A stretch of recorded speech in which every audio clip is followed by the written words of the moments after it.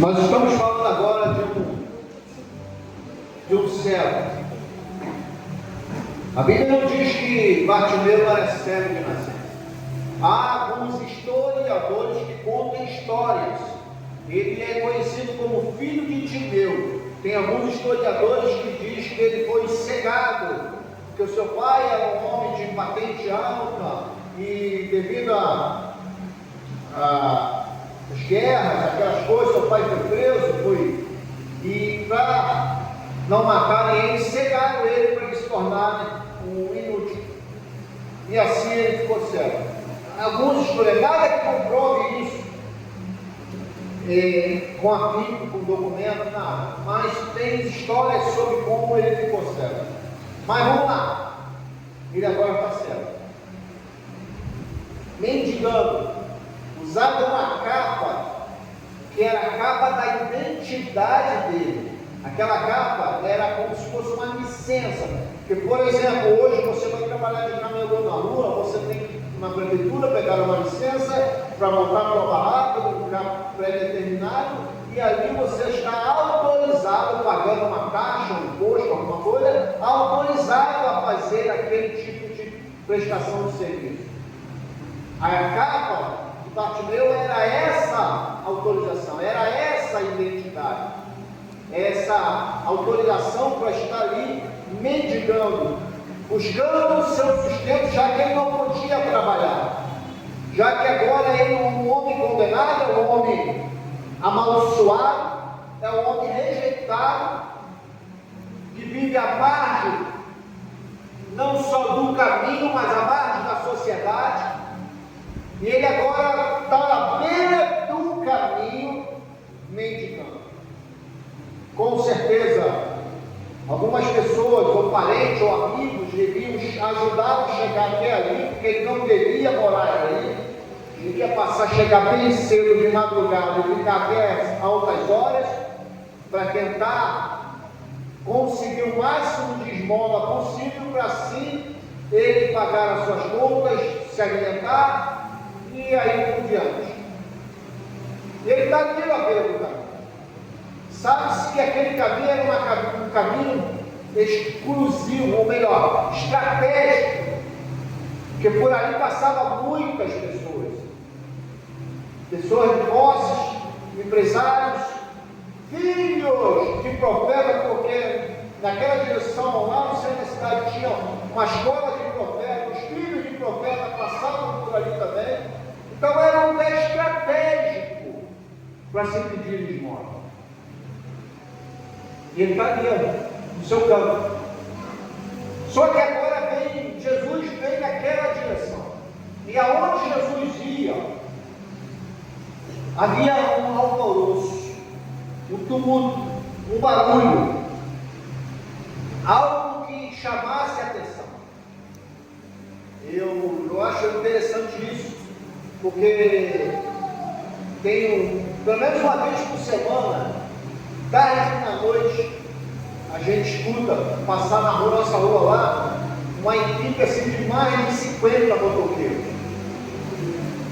Aqui também passa, né? E eles vão acelerando, vão fazendo, vão empinando e vão passando. Chama a atenção, porque é um grupo grande, é muita moto, muitos jovens que vão passando ali. E Jesus vinha caminhando, vinha passando por aquele caminho, e aquela multidão de pessoas atrás de Jesus, pessoas que queriam tocar, pessoas que queriam ver Jesus realizar milagres, pessoas que queriam pegar uma brecha de Jesus para acusá-lo, para denegrir a imagem dele, pessoas que o admiravam, pessoas que o amavam, pessoas que odiavam. Tinha todo tipo de pessoas que tentavam disputar a atenção, ao melhor lugar, o melhor mais próximo possível. E paralelo a isso, tinha os discípulos que faziam um cordão em volta de Jesus para não deixar Jesus ser espremido, para não deixar Jesus ser machucado, para não deixar Jesus ser até morto. E vinha aquele grupo muito grande que fazia barulho, porque ninguém ficava calado. Sempre dava glória, oh aleluia, o que ele vai fazer, aonde ele vai, até quando nós vamos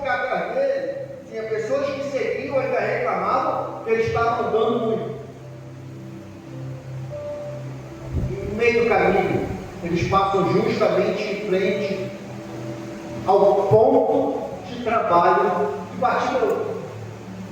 O lugar de trabalho de Bartimeu. Quando Bartimeu escuta aquele alvoroço, que não era costumeiro, que não era de praxe, muita gente ao mesmo tempo passando como se fosse uma festa, uma grande festa, ele pergunta: o que é isso aí? E alguém chega próximo dele, ou estava próximo dele, e fala: é Jesus de Nazaré que vem passar. Mas ninguém fala além disso. Vamos ler aqui, para você entender. Eu acho interessante isso. Estava sentado junto ao caminho meditando, e ouvindo que era Jesus de Nazaré, alguém falou para ele. Ele perguntou: o que é isso que está acontecendo? E alguém falou para ele: é Jesus de Nazaré. Só isso. Só que a fama de Jesus já estava correndo pelos bairros vizinhos, pelas cidades, pelos estados daquela época circunvizinha. Todo mundo falava dos milagres, todo mundo falava dos feitos de Jesus. Todo mundo falava que Jesus de Nazaré, o grande profeta, veio no meio de nós e está realizando milagres e prodígios. E essa fama corria solta. Bartimeu era cego, mas não era surdo. Escutava conversa, escutava fofoca, escutava muita coisa, porque ele era e tinha, porque quando a pessoa perde um sentido, os outros ficam mais aguçados. Como ele não enxergava, ele ouvia muito melhor do que a gente enxerga.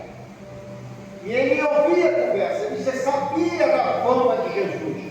Quando alguém fala para ele que é Jesus de Nazaré, ele poderia ter simplesmente gritado dessa forma: Jesus de Nazaré, tem misericórdia de mim. Como muitos estavam fazendo, como muitos fariam, mas ele não faz dessa forma, porque eu falei, ele era cego, não era surdo. E ele começa a gritar de uma forma que ninguém no grupo estava gritando, que ninguém da multidão estava gritando, que até então ninguém que percebia, que seguia Jesus, tinha falado. Ele começa a chamar Jesus filho de Davi. E essa expressão tinha um peso cultural na época muito forte. Porque quando você declarava uma pessoa, como estava sendo ele declarando, Jesus, filho de Davi, tem misericórdia dele, ele está declarando que Jesus, ele reconhecia, ele via, olha só, ele via, mesmo sendo cego, que ele via que aquele ali era o Messias que havia de vir. Ele está dizendo: Jesus é o filho de Davi, da família messiânica, o grande Senhor que havia de vir para nos salvar. Ele declara isso. Ele declara que Jesus é filho de Deus, da família messiânica. E isso incomoda quando o povo tenta calar Bartimeu. Não é porque ele estava gritando, porque grito por grito a multidão gritava, a multidão falava alto, e isso não incomodava ninguém, mas era a expressão que eles estavam usando que incomodou os religiosos, que incomodou os fariseus, que incomodou os príncipes da sinagoga, os seus enviados, os seus espiões, agentes secretos que estavam no meio lá. Isso incomodou, porque tinham pessoas enviadas pela sinagoga para retificar tudo que Jesus estava fazendo. Com certeza, alguém falar dessa forma, para eles era uma grande heresia, uma ofensa ao Evangelho, uma ofensa à sinagoga. E eles tentavam calar aquele cego. Eles tentavam fechar a boca daquele cego. Vamos lá. Quando falaram para aquele cego que Jesus de Nazaré, o profeta, o Senhor, aquele que estava fazendo milagre, aquele que curava, aquele que expulsava demônios, aquele que fazia e acontecia, está passando por ali, ele vê agora uma grande oportunidade. Olha, eu disse que ele vê, e ele era cego, mas ele vê agora uma grande oportunidade. E ele não podia deixar passar essa oportunidade. Há quantos anos ele está ali sentado à beira do caminho, sem enxergar, pela ótica humana? E pela primeira vez, ele consegue enxergar pela ótica espiritual. E ele não quer deixar passar essa oportunidade. Ele viu que era sua tão esperada, de repente tão clamada, tão orada oportunidade. Ele precisava chamar a atenção de Jesus. Ele precisava que Jesus ficasse diante dele. Ele precisava ser tocado pelo menos pelo mestre. Ele sabia que ali estava a sua oportunidade. Se ele deixasse passar, sabe lá se Jesus passaria novamente ou se ele teria essa outra oportunidade. E muitas das vezes nós nos encontramos assim. Deus coloca uma grande oportunidade na nossa vida e nós nos acovardamos. Não acreditamos.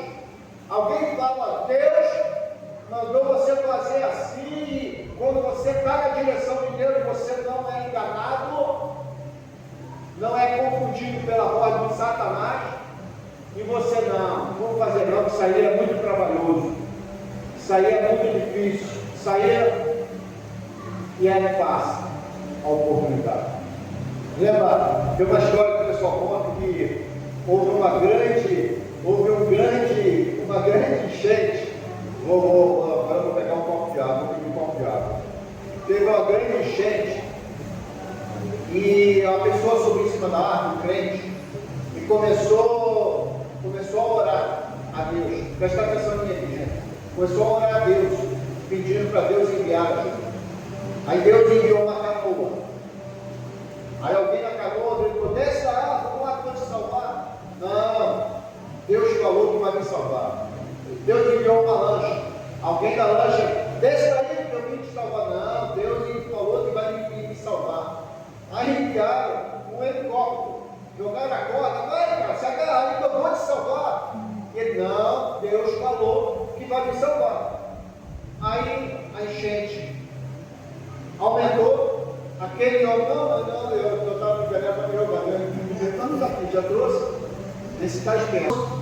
Lá no Senhor de Abraão, e falou, Senhor, estou revoltado, decepcionado com o Senhor. Clamei, sempre fui um servo fiel, pedi ajuda e o Senhor me deixou morrer. Aí eu olho para o Senhor, olha para mim.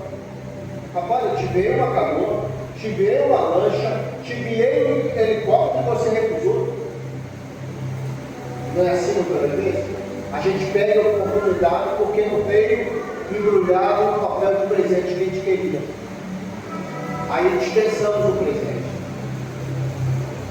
Bartimeu sabia que aquela oportunidade ele não podia deixar passar. Ele começa a gritar. Quando tentam calar isso, e olha, eu acho interessante isso, porque quando a nossa fé incomoda, aparecem pessoas tentando nos calar, tentando nos matar espiritualmente.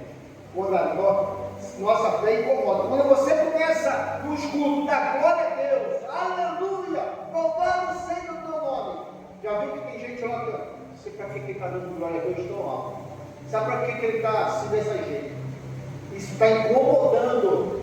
Se incomoda o ser humano, imagina o inferno. Incomoda muito mais. Aí se você se amedronta, se acovarda pelo que estão falando, preste o teu ouvido e para de tentar chamar a atenção do mestre, quem perde é você. E quem ganha é quem tentou te calar. tentaram calar aquele cego. O cego, quando viu que estava incomodando, em vez de ele calar, sabe o que ele faz? Ele grita mais alto ainda: Jesus, filho de Davi, tem misericórdia de mim. Mas aí eu quero chamar a atenção para um detalhe. Quando ele chamou e gritou a primeira vez, Jesus não ouviu? Claro que ouviu. Claro que ouviu. O Senhor, mesmo em meio à multidão, ele estava sempre atento a tudo que acontecia. Mas ele queria saber até onde aquele cego ia para chamar a atenção dele.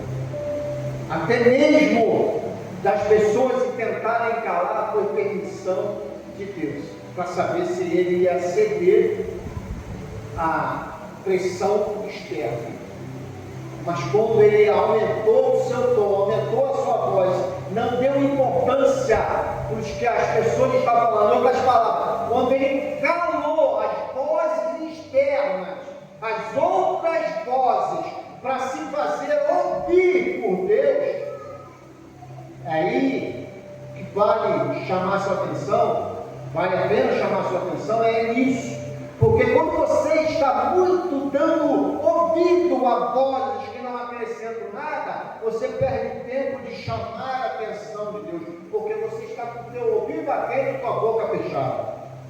Mas quando você cala as vozes externas e abre a tua boca para clamar a Deus, meu filho, quem vai te ouvir vai ser Deus. Quando ele aumenta o seu tom e começa a gritar mais alto: Jesus, filho de Davi, tem de misericórdia de mim. Aquilo causa um impacto tão grande. Com certeza mexeu com o brilho de muita gente. As pessoas que tentaram calar ele, com certeza ficaram com ódio. Pode até ser que alguém até pensou em agredi-lo. Por que não? Estou conjecturando. Mas aí Jesus para e manda chamá-lo. Jesus para e fala da seguinte forma, e com certeza ele fala para os discípulos: tragam ele à terra. Tragam ele à terra. E ele, olha que interessante. Vamos ler? Tem misericórdia de muitos no arrependiam e se calassem, mas ele clamava mais, cada vez mais: filho de Davi, tem misericórdia de mim. Jesus, parando, disse que o chamasse. Mas peraí, tem uma multidão, muitas pessoas. Jesus não disse: chama o cego.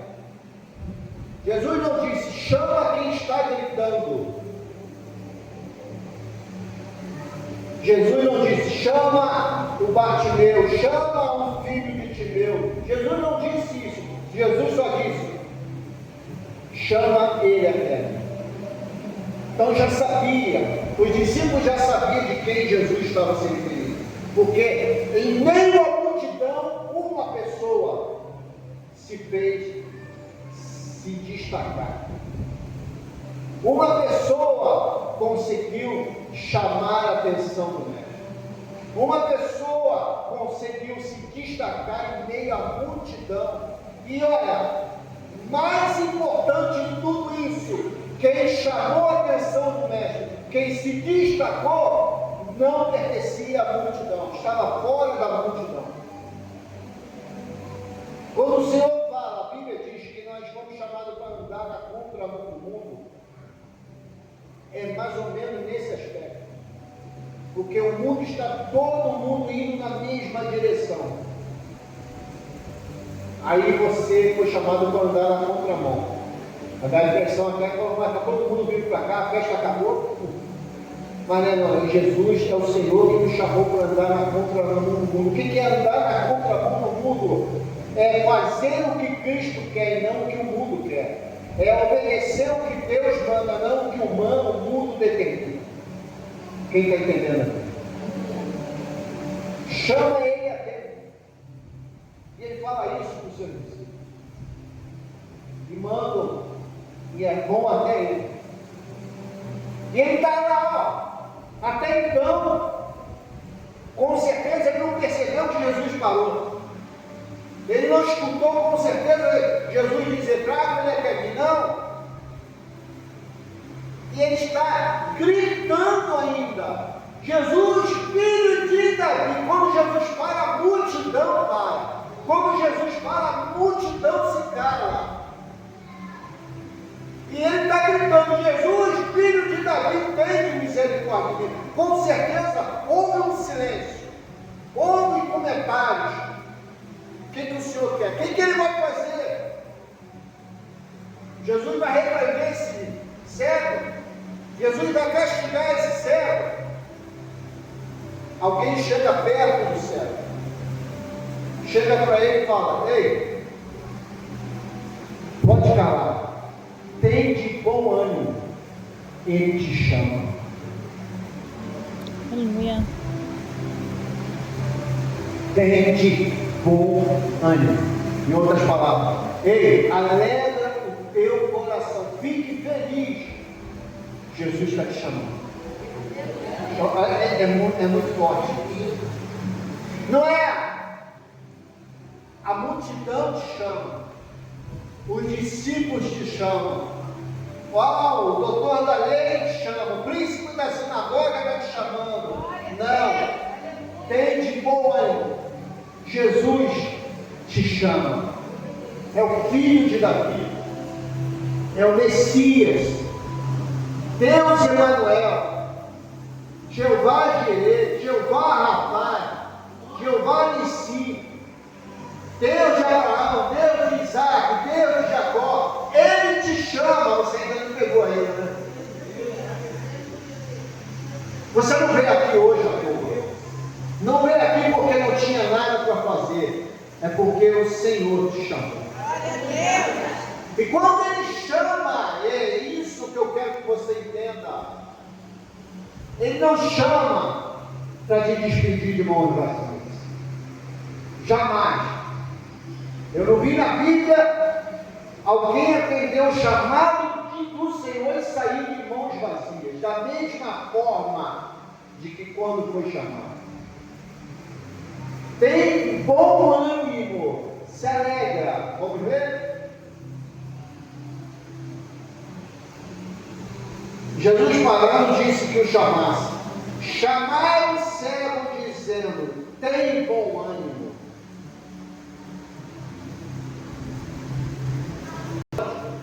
Ele te chama. Ele ainda estava sentado à beira do caminho, gritando.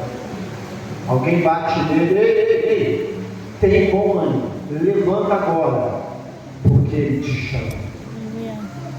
É muito forte isso. Porque de repente, quando houve um silêncio, quando Jesus para, a multidão para, por mais que ele continue gritando, fica aquele medo, perdi a oportunidade. Jesus não me ouviu, ninguém me levou até ele. Não. Quando batem nele, tem de bom, fique calmo, fique feliz, fique alegre. Ele está mandando te chamar. Agora levanta. Aquele cego na mesma hora levanta. E ele toma uma atitude que eu acho tremenda. Quando ele levanta para ir encontrar com Jesus, ele joga a permissão dele de mendigo fora, a identidade de mendigo fora, a identidade de pedinte fora, que ele tira sua capa e joga no chão, como quem diz, não vou mais precisar dela, porque eu vou me encontrar com Jesus, filho de Davi. Aleluia. Ele entendia isso, ele acreditava nisso, que quando fosse, não voltaria mais para sentar ali, não voltaria mais para ficar à beira do caminho, não precisaria mais daquela capa que era sua identidade de mendigo, porque ele sabia que ia encontrar e chamou a atenção de Jesus, filho de Davi. E ele vai até Jesus. Ele chega de frente de Jesus. Jesus olha para ele e faz uma pergunta que parece até uma pegadinha. Aquele homem estava mendigando porque era cego. A sua deficiência era uma cegueira física. E Jesus olha para ele e pergunta: o que queres que eu te faça?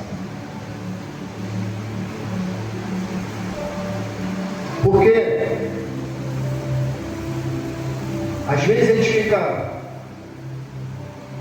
tão cego por nossos problemas que nos esquecemos verdadeiramente do que estamos precisando, porque focamos em tantas coisas e do que realmente é necessário deixamos passar, nos esquecemos. Aquele homem já estava há muito tempo mesmo. De repente, a pergunta de Jesus, que parece uma coisa meio aleatória, meio sem sentido, é como se Jesus perguntasse para ele: você quer que eu te dê uma esmola, boa esmola, você vai para casa, continua e volte amanhã na mesma posição, ou você quer ser curado? Às vezes aquele homem se acostumou tanto a pedir, que ele não acreditava mais no milagre, ele queria só uma boa esmola. Uma boa esmola. E Jesus, quando pergunta para ele: o que queres que eu te faça? Jesus está dando a opção de escolha. E a pergunta dele para mim e para você hoje: feche os seus olhos. Pensa na sua vida hoje, até esse momento, do que você está passando, do que você está precisando. E a pergunta para você hoje é o Senhor que está perguntando, é o pastor Jorge: o que queres que eu te faça hoje? Não é ontem, não é amanhã, hoje, esse dia chamado de hoje. O que quer que eu te faça? O que queres que eu te faça? Olha para mim. Será que você pediu algo específico ou você entregou o relatório? Eu quero uma porta de emprego, eu quero uma cura, eu quero uma restauração do meu casamento, eu quero isso, eu quero aquilo. Um pacote. Sabe qual é o problema? Olha bem para mim aqui. Sabe por que muitas das vezes nós erramos? É porque pedimos errado. Pediste, não recebeste, porque pediste mal. Quando eu peço uma cura, eu estou pedindo o que da parte do Senhor? Cura. As mãos. Quando eu peço uma porta aberta, eu estou pedindo o que da parte do Senhor? As mãos. Quando eu peço um milagre, uma restauração na minha família, ou uma casa nova, um carro novo, eu estou pedindo o que da parte do Senhor? Mas quando eu peço ao Senhor: Senhor, eu quero ser transformado, eu quero ser santo, eu quero a tua presença e ser íntimo teu, aí eu não estou pedindo as mãos, eu estou pedindo a face.